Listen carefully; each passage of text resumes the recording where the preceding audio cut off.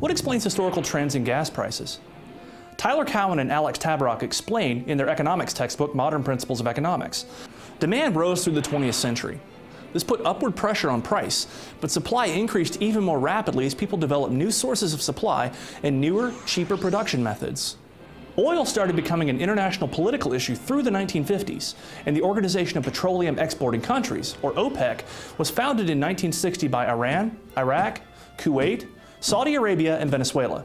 As more and more oil supplies were nationalized by the governments of OPEC countries, and as more and more countries joined OPEC, collusion became easier, and countries were able to withhold oil supplies at increased prices. This came to a head in 1973 with the Yom Kippur War. Arab oil exporters banded together and cut oil production in order to punish Western countries that had supported Israel, and oil prices exploded. In the late 1970s, additional shocks came from the 1979 Iranian Revolution and from the 1980 attack on Iran by Iraq. Shortly after, prices fell again as high prices signaled the huge demand for oil and therefore attracted entry over the long run by, for example, British and Norwegian producers.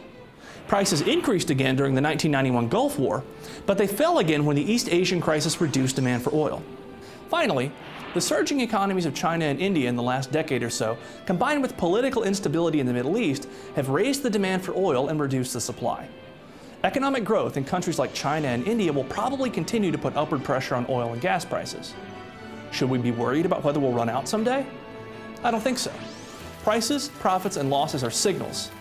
In this case, profits from oil production are a signal that says, find new sources and find substitutes. People are pretty clever, and they come up with innovative and ingenious ways to solve problems every day.